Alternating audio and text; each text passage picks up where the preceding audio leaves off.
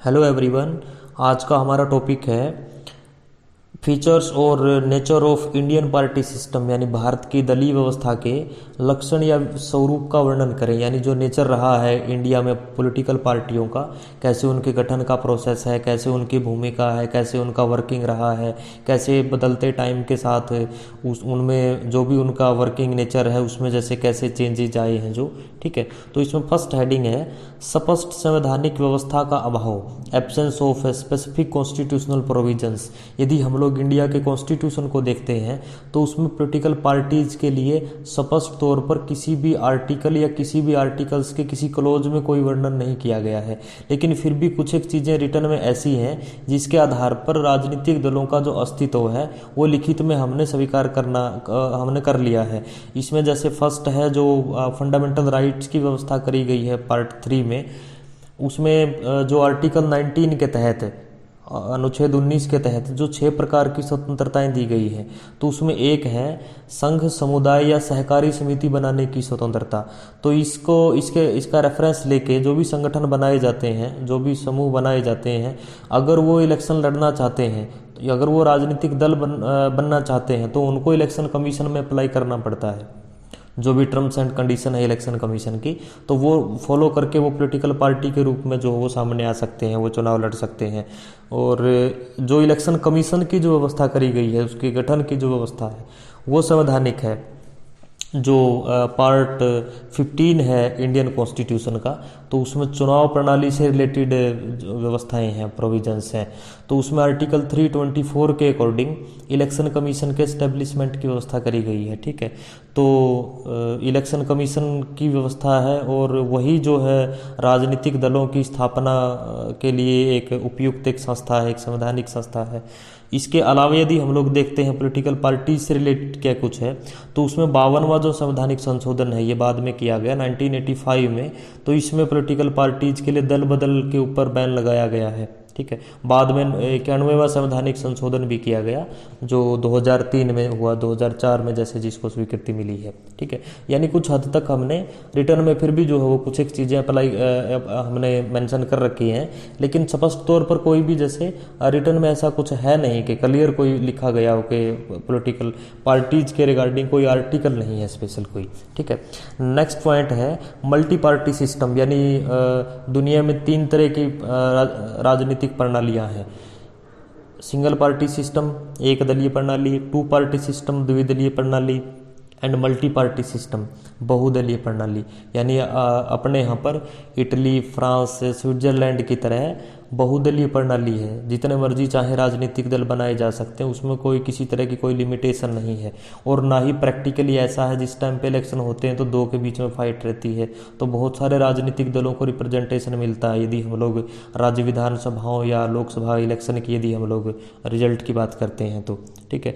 तो यदि 17वीं लोकसभा के रिजल्ट की यदि हम लोग बात करें तो उसमें जो 2019 में जो इलेक्शन हुए हैं उसमें 8 जो हो राष्ट्रीय राजनीतिक दल, 59 स्टेट लेवल की पॉलिटिकल पार्टीज थे। यदि टोटल जो रजिस्टर्ड पॉलिटिकल पार्टियां हैं इलेक्शन कमीशन के में, तो उसकी यदि हम लोग बात करते हैं तो 2293 ऐसे राजनीतिक दल हैं जो रजिस्टर्ड पॉलिटिकल पार्टियां हैं, ठीक है। यानी काफ़ी बड़ी संख्या में भारत में राजनीतिक दल मौजूद हैं, ठीक है। नेक्स्ट पॉइंट इसमें है निरंतर बदलता स्वरूप, जो कंसिस्टेंटली चेंजिंग नेचर है। जो यदि 1952 से अब तक का यदि हम लोग परखते हैं तो उसमें पहले स्टार्टिंग में ये दौर आया कि एक ही पार्टी का प्रभुत्व था, बाद में फिर स्टेट लेवल पर जो है वो अलग अलग राजनीतिक दलों की सरकारें बनने लग गई। लेकिन उसके बाद फिर चेंज ऐसे आ गया कि केंद्रवाद की प्रवृत्ति बढ़ी और उसी राजनीतिक दल की यानी कांग्रेस की जो वो फिर एक स्ट्रांग भूमिका हो गई, ठीक है। इसके बाद एक जो चेंज आया है वो गठबंधन सरकारों का एक दौर आया जिसमें रीजनल पॉलिटिकल पार्टियों की भूमिका ज़्यादा बढ़ गई। उसके बाद यदि हम लोग बात करते हैं तो 2014 में ये लगाओ कि एक सिग्निफिकेंट एक मैंडेट मिला और जिसमें स्पष्ट बहुमत की सरकार का निर्माण हुआ, यानी फिर जो वो रिस्पॉन्सिबिलिटी ठीक डिसाइड हो पाई, ठीक है। तो ये जो परिवर्तन है ये आ रहा है, ये चेंजिंग स्वरूप है एक दल की प्रधानता है, उसके बाद फिर जो हो वो चेंज हो रहा है उसमें, उसके बाद फिर एक दल की प्रधानता है, उसके बाद फिर जो हो वो गठबंधन सरकारों का एक दौर है, और फिर जो हो वो स्पष्ट मेजोरिटी है, और 2019 में भी जो हो वो स्पष्ट मेजोरिटी है। तो ये जो एक परिवर्तन है, तो ये भी दलीय व्यवस्था में जो हो के स्वरूप में लगातार जो हो वो चेंज आ रहा है। ठीक है। नेक्स्ट पॉइंट है end of effective opposition party, यानी प्रभावशाली विरोधी दल का अंत होना। जो इंडिया में ओपोजिशन पार्टियां हैं, देखो यदि हम लोग डेमोक्रेसी की बात कर ही रहे हैं, तो डेमोक्रेसी में जैसे रूलिंग पार्टी का एक रोल है, तो वैसे ही ओपोजिशन पार्टीज का भी एक रोल है। और ओपोजिशन पार्टीज की जो जिम्मेदारी है वो ज़्यादा बड़ी जिम्मेदारी उनकी हो जाती है, और विपक्ष को मजबूत होना चाहिए। लेकिन यदि हम लोग इंडिया की बात कर रहे हैं, तो अपने यहाँ पर बड़े लेवल पर कोई इतना कोई मजबूत कोई शक्तिशाली विरोधी दल मौजूद नहीं है। और एट प्रेजेंट की भी यदि हम लोग बात करते हैं, तो 16वीं लोकसभा के इलेक्शन में भी और 17वीं लोकसभा के इलेक्शन में भी कांग्रेस जो हो वो मेन कंपटीटर पार्टी है बीजेपी के सामने, लेकिन उसको कुल सदस्य संख्या के 10% भी सीटें जो वो नहीं मिल पाई हैं। तो इस वजह से मुख्य विपक्षी दल का नेता भी आधिकारिक तौर पर नहीं बन पा रहे हैं। तो ये लगाओ कि करंटली तो जो स्थिति है वो बड़ी वीक पोजीशन है विपक्ष की। और वैसे भी विपक्ष जो है बंटा हुआ होता है इंडिया की, यदि हम लोग बात करते हैं, तो एक ही पार्टी के जिम्मे विपक्ष की जिम्मेदारी होनी चाहिए, जो सही माना जाता है। यदि अनेक राजनीतिक दल विपक्ष की भूमिका में हैं, तो फिर जो है वो उनमें भी आपसी एकता का एक क्वेश्चन पैदा होता है। ठीक है। तो ये भी एक विशेषता है। ठीक है। नेक्स्ट पॉइंट है इंडिपेंडेंट मेंबर्स, यानी स्वतंत्र सदस्य या निर्दलीय सदस्य। जो इंडिपेंडेंट मेंबर्स हैं तो वो इलेक्शन लड़ते रहे हैं, और वो स्टार्टिंग से इलेक्शन लड़ते रहे हैं। हालांकि यदि हम लोग डाटा की बात करें, तो उसमें जो 2019 में 17वीं लोकसभा के इलेक्शन हुए हैं, तो उसके रिजल्ट में लोकसभा में केवल 3 जो वो निर्दलीय प्रत्याशी चुन के आए हैं। हालांकि ठीक है, जितने कम आए उतना ही बेटर होता है, लेकिन फिर भी यदि स्टेट लेवल की इलेक्शंस की यदि हम लोग बात करते हैं, तो उसमें अनेकों ऐसे लोग हैं जो निर्दलीय होते हैं। निर्दलीय मीन्स जो किसी भी दल से संबंधित नहीं होते हैं। अब सबको चुनाव लड़ने का अधिकार है, तो वो चुनाव लड़ते हैं, वो जीत जाते हैं। उसके बाद फिर लगाओ कि उनकी जो संख्या है यदि उसमें वृद्धि होती है, तो वो एक बड़ा एक सवाल फिर हो जाता है। और एक इसमें दिक्कत ये भी है, पार्टियों की जो एक आइडियोलॉजी है वो जितनी भी जिस भी हद तक हम लोग बेशक आलोचना कर लें उसकी, जिस भी हिसाब से बची हुई है, कुछ तो है ही उसमें, कुछ तो उनके संगठन है, पदाधिकारी है, एक जिम्मेदारी है उसमें। लेकिन जो निर्दलीय व्यक्ति है तो उसकी कोई किसी तरह की रिस्पॉन्सिबिलिटी नहीं है, और कोई जो हो उसकी आइडियोलॉजी नहीं है, वो किसी तरफ भी जा सकता है। अवसरवादी राजनीति को बढ़ावा देने में निर्दलीयों की जो भूमिका है तो उसको नकारा नहीं जा सकता है। तो इस वजह से, और मतों का विभाजन होता है स्पष्ट तौर पर। अगर कहीं पर ये लगाओ कि बहुमत आ रहा हो, तो अगर निर्दलीय ज़्यादा हो रही है तो उसमें जो हो वो वोट की जो मार्जिन है वो बंट जाता है, तो उससे फिर जो है एक दिक्कत खड़ी हो जाती है। उससे फिर कम वोट लेने वाला व्यक्ति भी चुनाव जीत रहा है। ठीक है। तो ये एक विशेषता है।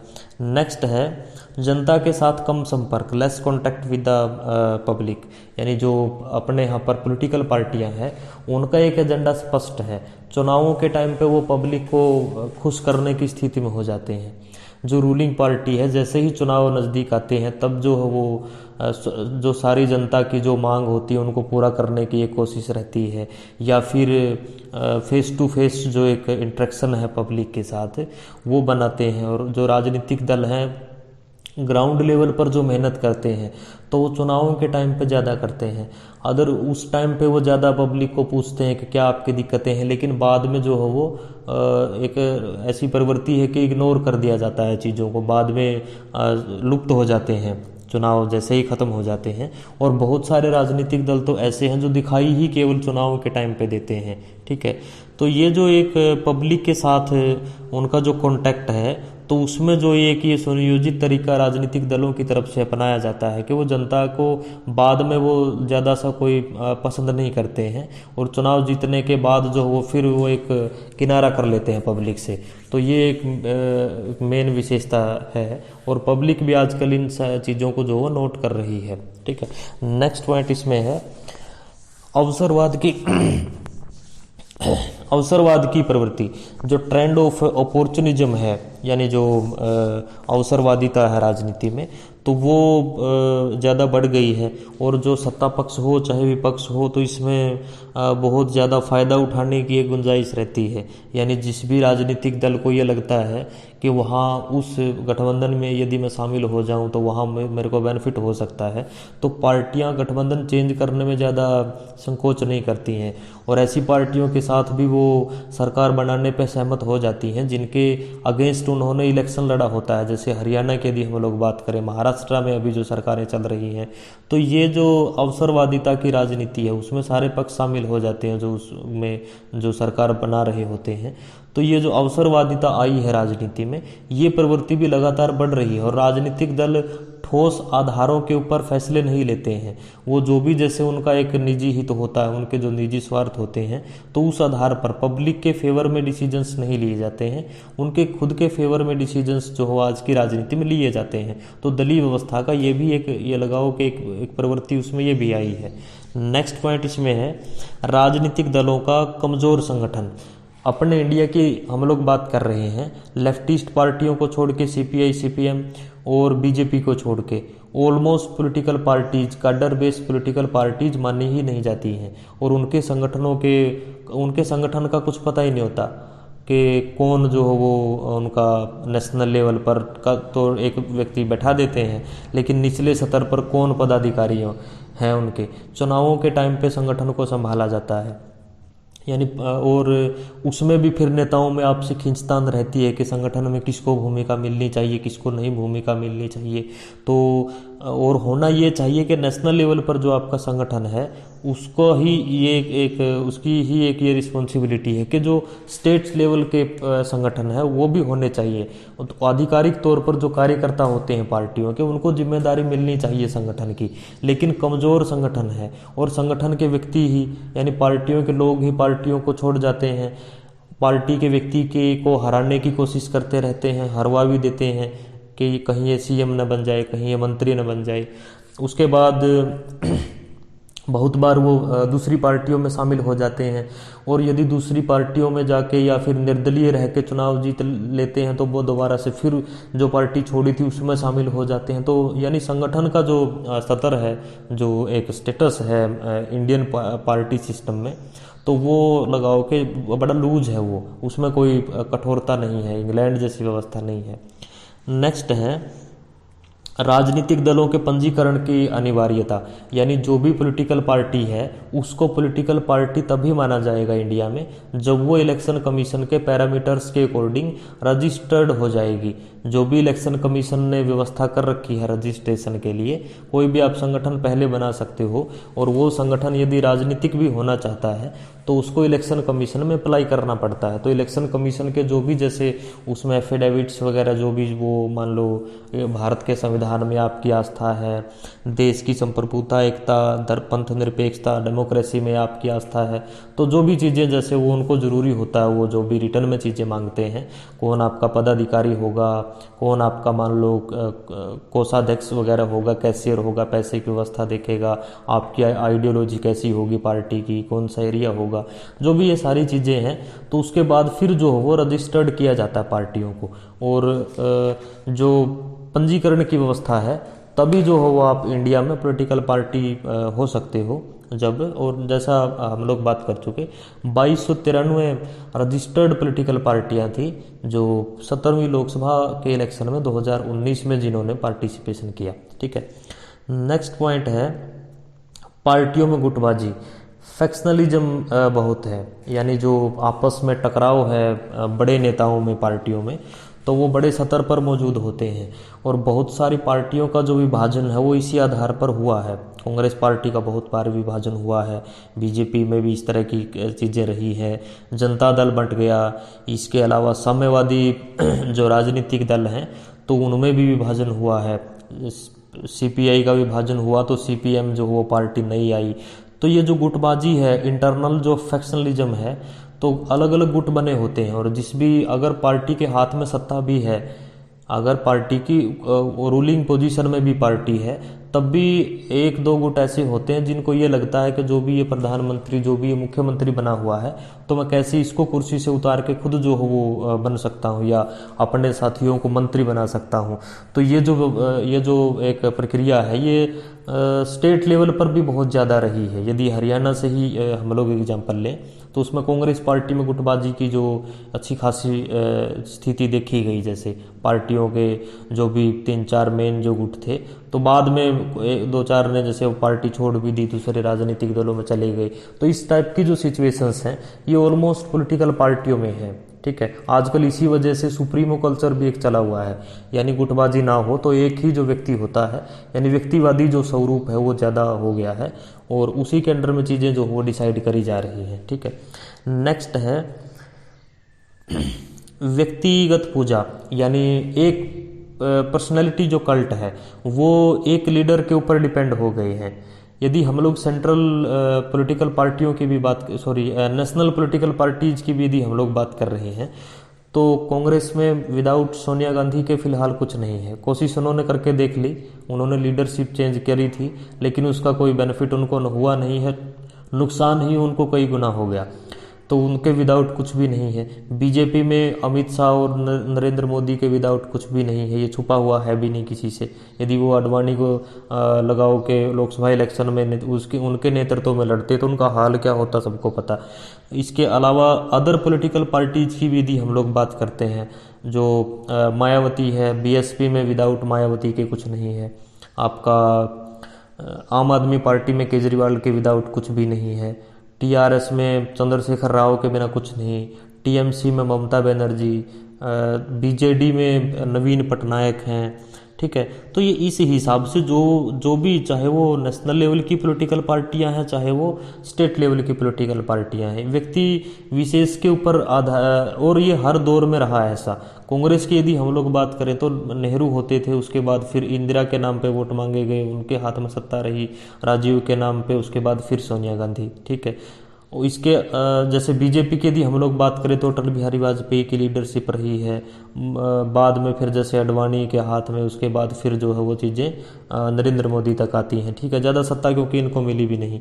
इसके अलावा जैसे अदर जो पॉलिटिकल पार्टियां बच गई हैं जो छोटे लेवल की, तो वो उनमें एक एक दो दो लीडर ही ऐसे हैं, तो उसी व्यक्ति के ऊपर वो डिपेंड करती हैं, और उसी का फेस आगे करके पब्लिक में जाया जाता है, और पब्लिक भी उसी फेस को देख के वोट करती है। ठीक है, नेक्स्ट पॉइंट है स्पष्ट विचारधारा का अभाव। यानी यदि हम लोग वर्तमान में जो पॉलिटिकल पार्टियां हैं इंडिया में, उनके यदि हम लोग विजन डॉक्यूमेंट को उठाते हैं, उनके यदि हम लोग इलेक्शन मैनिफेस्टो को उठाते हैं, तो उसमें मेजर डिफरेंसेस करना बहुत ज़्यादा मुश्किल होता है। 2-4 बातों को छोड़ करके सारी की सारी जो समानताएं देखने को मिलती हैं, डिसिमिलैरिटीज नहीं है, और जो आइडियोलॉजी है पार्टियों की वो जिंदा नहीं रही है। चाहे वो नेशनल पॉलिटिकल पार्टियां ही क्यों ना हो, समझौते करे जा रहे हैं, कॉम्प्रोमाइजेज बहुत ज़्यादा चेंज कर लिए गए हैं, तो डिफरेंस करना बड़ा मुश्किल हो जाता है कि एक पार्टी और दूसरी पार्टी में किस हिसाब का डिफरेंस है, एक की आइडियोलॉजी कैसी है, दूसरी की आइडियोलॉजी कैसी है। यदि हम लोग फॉरेन की बात करते हैं, तो जैसे इंग्लैंड में 2 पार्टियां हैं, conservative party and labour party. दोनों की जो आइडियोलॉजी है एक दूसरे के एंटी है, और क्लियर समझा जा सकता है उसको, उनका जो अंतर है तो उसको परखा जा सकता है। लेकिन इंडिया में ऐसा पॉसिबल नहीं है। 1-2 पार्टियों के अकॉर्डिंग जरूर है, लेकिन अदरवाइज नहीं है ज़्यादा। ठीक है, नेक्स्ट है आपका राजनीतिक दलों में आंतरिक लोकतंत्र का अभाव। यानी जो इंटरनल डेमोक्रेसी है वो पार्टियों में नहीं है। अब इसका मतलब ये है, जो भी कोई कार्यकर्ता है, कोई पदाधिकारी है पार्टी का, यदि जो शीर्ष लीडरशिप है पार्टी की, शीर्ष जो नेतृत्व है, यदि उसके अगेंस्ट वो कुछ कहना चाहता है तो उसको इसकी इजाज़त नहीं है। आप शीर्ष नेतृत्व को चुनौती दे करके फिर उस पार्टी में ज़्यादा दिनों तक आप रह नहीं सकते हो, और ये हर पॉलिटिकल पार्टी में देखा गया। हाईकमांड जो एक ये कल्चर आया है, ये हाईकमांड वाला कल्चर, ये वैसे तो गांधी का माना जाता है, ये जो चीज़ें वो उनकी मानता नहीं था कोई, तो फिर वो कांग्रेस हाईकमांड से उन चीज़ों, उनके थ्रू जो वो चीज़ें मनवा लेते थे। लेकिन बाद में बाकी पॉलिटिकल पार्टियों ने भी एक्सेप्ट कर लिया है। तो ये जो नेतृत्व की जो भूमिका हो गई है, तो उसमें यदि आपके कोई खिलाफ मान लो कोई संगठन के स्तर पर कोई ऐसा पदाधिकारी है जो अच्छा काम कर रहा है, कोई सुधार करवाना चाहता है, वो कोई उसको नई बात वो रखना चाहता है, तो ज़्यादा सा कोई फ्रीडम नहीं है। जो चीज़ें ऊपर से नीचे सर्कुलेट होती हैं पार्टियों के आधार पर, जो भी नेतृत्व के आधार पर, तो उन्हीं चीज़ों को मानना होता है। तो ज़्यादा सा परिवर्तन करने की जो सोच है, जो विचारधारा है, जो थिंकिंग है, तो उसको जो हो वो शीर्ष नेतृत्व क्योंकि पसंद करते नहीं हैं, क्योंकि उनका यही रहता है कि जो उनके द्वारा डिसाइड करी गई बातें हैं, चीज़ें हैं, तो उनको जो हो वो निचले स्तर पर मानना चाहिए।